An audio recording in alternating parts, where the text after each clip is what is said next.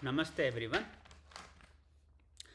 Yesterday, Krishna spoke from the highest standpoint that the self is unborn, indestructible, and untouched by any force. Today, he does something important. He steps down from that vision and addresses Arjuna from a more ordinary assumption.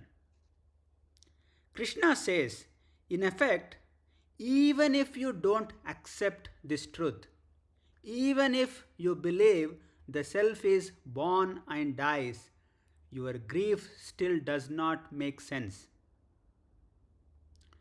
This tells us something essential. Krishna is not trying to win a philosophical debate. He is trying to restore clarity of action. Before we hear these verses, let us briefly invoke right understanding and move on to the invocation prayer. Gurur Brahma, Gurur Vishnu, Gurur Devo Maheshwaraha, Gurur Sakshat Parabrahma, Tasmai Shri Gurave Namaha, Vasudeva Sutam Devam, Kamsachanuramardanam, Devaki Paramanandam, Krishnam Vande Jagadgurum. Om Sahana Vavatu Sahanau Bhunaktu Sahaviryam Karavavahaihi Tejasvinavadhitamastu ma vidvishavahaihi. Om Shanti Shanti Shanti. Harihi Om. Shri Gurubhyo Namaha. Harihi Om. Let's chant from the 25th sloka onwards. Avyakto yamachintyo yam avikaryo yamuchyate tasmadevam viditvainam nanushochitumarhasi. Atha chainam nityajatam nityam va manyase mrutam tathapi tvam mahabaho naivam shocitumarhasi. Jatasya hi dhruvo mrityuho dhruvam janma mrutasya cha tasmadapariharyerthe natvam shocitumarhasi.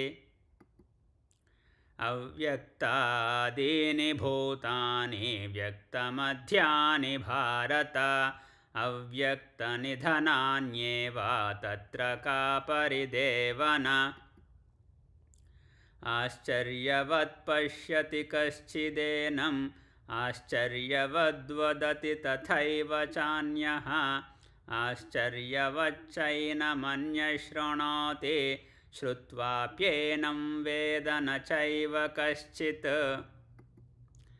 Dehi nityamavadhyoyam dehe sarvasya bharata tasmat sarvani bhutani natvam shocitumarhasi.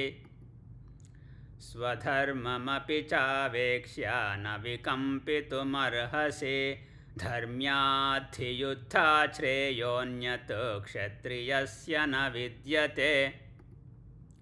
Yadruchaya chopapannam swargadvaramapavrutam sukhinaha kshatriyah partha labhante yuddhamidrusham. Atha chetvamimam dharmyam sangramam na karishyasi. Tatasvadharmam kirtincha hitva papamavapsyasi.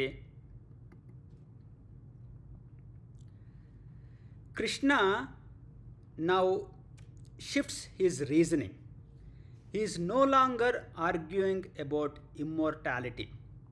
He is speaking about inevitability. The key insight: even if the self were mortal, grief still makes no sense. Krishna, the Divine Master, says Suppose you believe that the self is born again and again and dies again and again.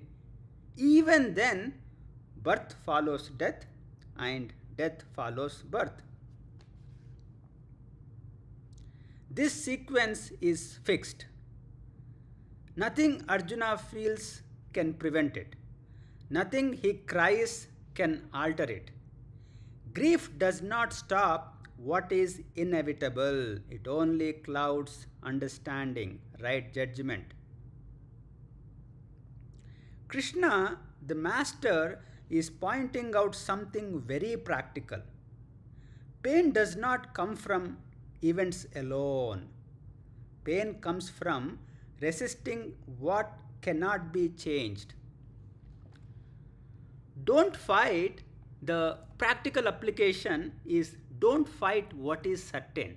Act where you still have choice. In life, some things are unavoidable: change, loss, endings, transitions. No amount of worry or grief can stop them. But there is always something that remains within your control. They are: number one, how you respond; number two, what action you take now; number three, whether you act clearly or react emotionally. So don't spend your energy mourning what cannot be kept. Spend it doing what is right now. Grief consumes energy without producing action. But whereas the clarity and right understanding converts energy into right action. So when the mind accepts what is unavoidable, it becomes free to act where choice still exists. This is not resignation, this is intelligence. So as you move through your day, notice this quietly. What is already certain and what still requires your response?